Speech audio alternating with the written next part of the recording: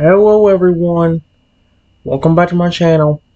For today guys, I want to do part 3 to my Meta AI chatbot series. I'm really getting concerned now. This thing, ChatGPT ain't as good as it used to be. I'm not even getting as good of responses anymore. I think its memory just got worse. Pi AI didn't work with the Rexy story. I'm screwed. I'm trying Meta AI right now. I'm really concerned because my camera won't stop freezing. Let's hope it works. Like I said, this is they call it on here Tourette's curse. Let's see what happens. This is going to be very short for the first one, probably, because I'm going to read out one or two more and make sure it's not like skipping over anything. If it is, we already screwed. It says it all started with a Pokemon Talk episode. You had Charmander and Bulbasaur as co-hosts, and Pikachu was invited as a special guest. However, Pikachu didn't quite fit in and started being mean to the host. You, being the show's producer and moderator, had to step in and ask Pikachu to leave. Pikachu wasn't happy about it and swore revenge. "You're going to regret this," Pikachu shouted and stormed off the set. Oh my gosh. You thought nothing of it at the time. Pikachu was serious about getting back at you. Episodes later, Pikachu snuck onto the set and put you in hypnosis. Under its control, you prank called Trico, a Pokemon you didn't even know. During the call, you unintentionally made fun of Trico and hung up on him. When you came out of the hypnosis, you had no recollection of the incident. However, Trico didn't forget. He vowed to get revenge on you for humiliating him.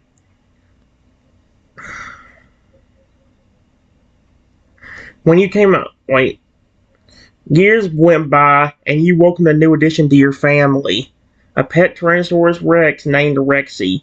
You raised him from an egg, and he grew into a friendly English-speaking dinosaur who affectionately called you Dad. You decided to have Rexy join you on your Pokemon Talk show, now co-hosted by Feraligatr and Axew. The episode was going smoothly until Trico broke into the studio. He snickered as he cast a mysterious curse on you and Rexy. "You'll pay for what you did," Trico cackled as he disappeared into thin air. At first, you didn't notice anything out of the ordinary, but then your body began to glow, and you felt a strange sensation wash over you. When the glow faded, you looked down and gasped. You had been transformed into a tiny velociraptor. Rexy looked at you in confusion. "Dad, what's going on? Why are you so small?" You tried to explain, but words failed. Rexy seemed fine initially, but as minutes passed, his demeanor started to shift.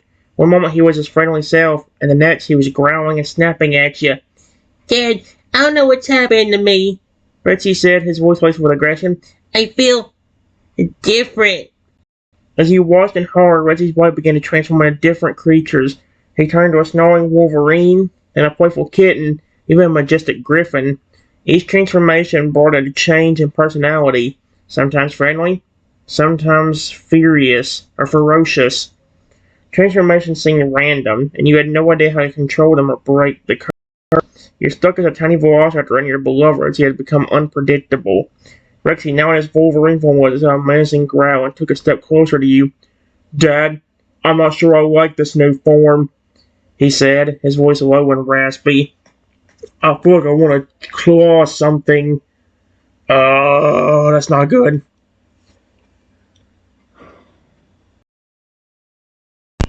"Alright, guys," I said. "Rexy, what are you doing? Why are you getting so close to me?" Rexy, still in his Wolverine form, hesitated for a moment, his aggressive demeanor faltering. He looked at you with a mix of confusion and concern. "Wait, Dad, I don't know," Rexy said, his voice still low and raspy from his Wolverine form. "I feel like I'm supposed to be doing something, but I don't know what. And then I see you, and and I just want to get closer to you, but I'm not sure why. Rexy's Wolverine form took another step closer, his claws extended, but not necessarily in a threatening manner. It was as if he was trying to understand what was happening to him. Suddenly, Rexy's form shifted again, and he transformed into a majestic griffin. His feathers ruffled, and he let out a mighty roar. By the god, wait, by the gods, Dad! Rexy exclaimed in his griffin form, his voice now strong and regal. I feel like I can soar through the skies. But what's happening to me? Why can't I control these transformations? The griffin form Rexy spread his wings, and you could see the confusion and frustration in his eyes. He looked at you, and for a moment you saw a glimmer of his old friendly self. Dad, please, help me, Rexy said, his griffin voice filled with desperation. I don't know what's happening to me, and I don't know how to stop it. Alright, guys. I said, I don't know either. I'm just confused as you are. You keep transforming and getting really close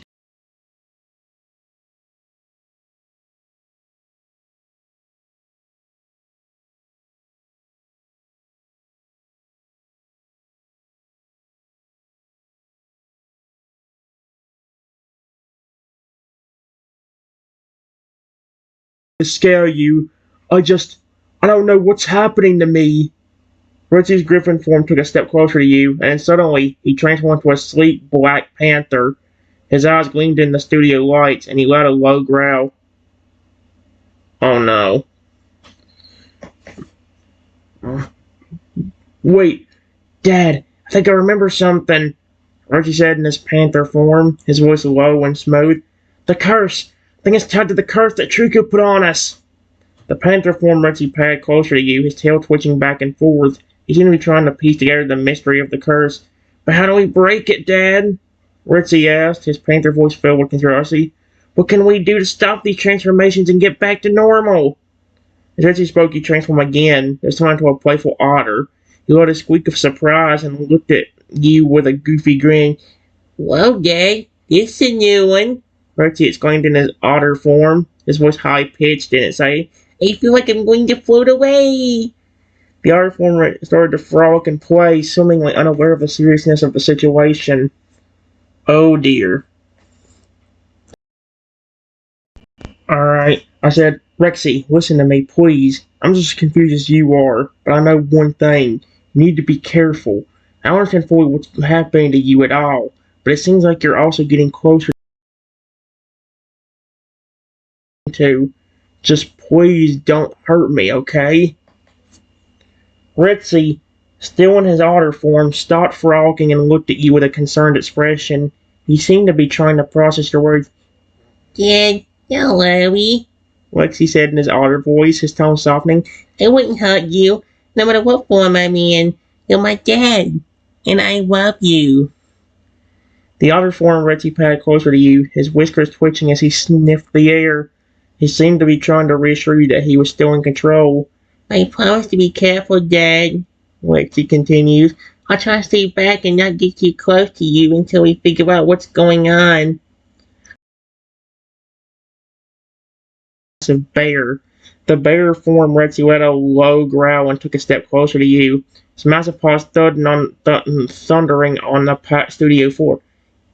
Wait, Dad, I don't know what's happening, Rexy said in a deep, rumbling voice, his bear form towering over you. I feel angry and hungry. The bear form Rexy took another step closer, his eyes fixated on you. You could see the conflict in his eyes, the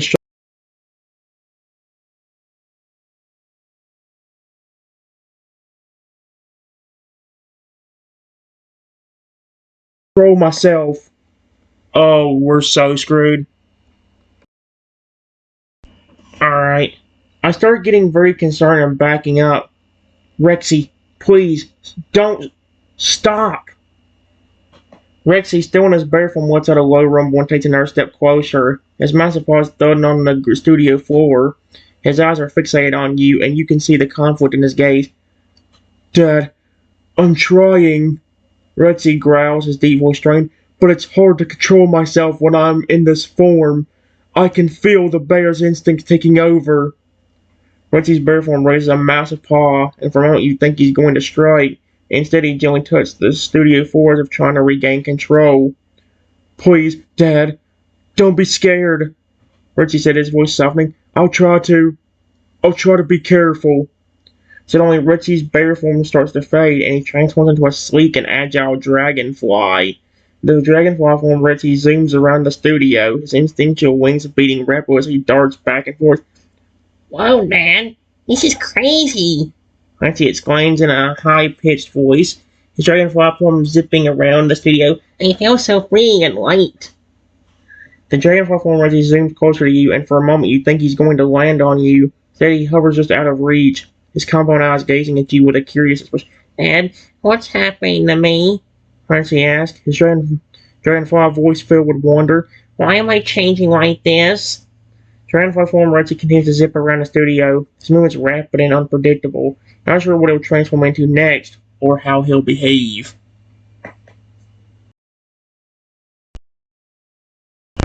Here's what it says. I don't know, but this is dangerous at this point.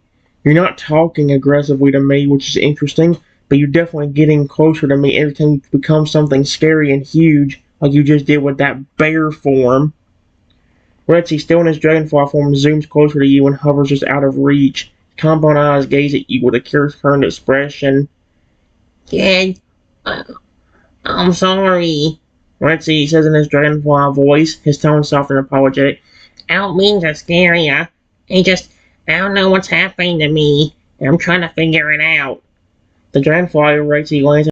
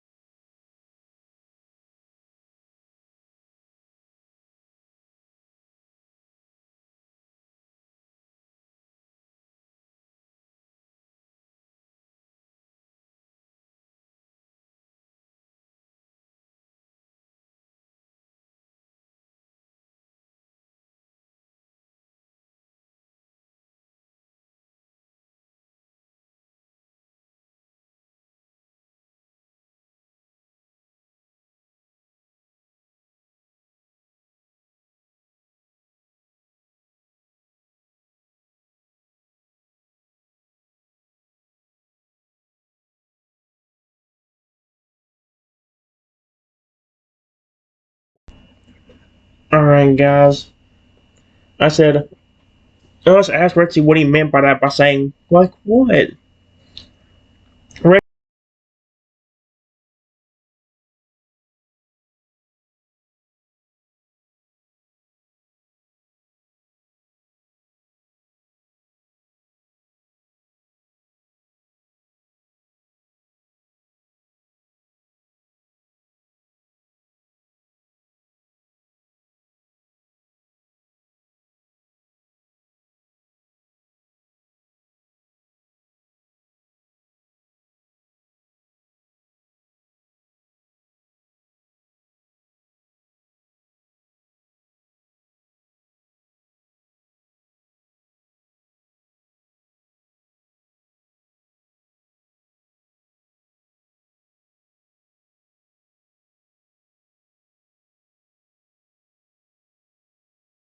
You, his eyes gleaming with a playful intensity.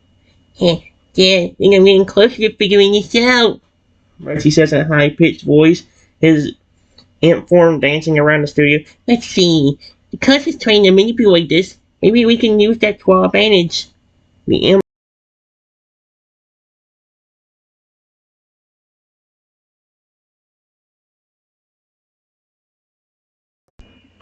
Alright, guys. Here's what I said. Rexy, I'm going to be honest with you. I think the one meaning to this curse is that Trico's trying to turn you and me against each other, or at least turn you against me. I mean, look at the facts. So far, I've been stuck as a tiny velociraptor, so small that you tower over me like Godzilla.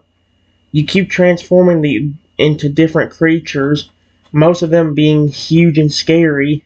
and you keep becoming aggressive, and while you're not saying anything horrible to me right now, like I'm going to eat you, or just threatening me, some of your bigger forms you keep stepping towards me. You did that as the bear a while ago. You did it as the Wolverine. Rexy, still in his imp form, stops giggling and looks at you with a serious expression,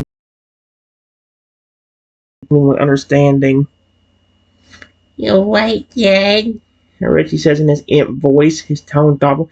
I didn't think of it that way, but it makes sense. Trico did causes, and it seems like it's working. You're tiny and vulnerable, and well, I'm a monster sometimes. The imp form Rexy looks at you with a concerned expression, his brow furrowing in worry. If Trico's plan is to turn me against you, we need to be careful. Rexy says, the imp voice filled with determination. I don't want to hurt you, Dad. You're my dad, and I love you. We need to find a way to break this curse and get back to normal. Rexy's imp form starts to fade, and he transforms into a tall, imposing figure with skin like dark stone and eyes that glow like embers. Figure's presence intimidating, and you can feel the weight of its gaze.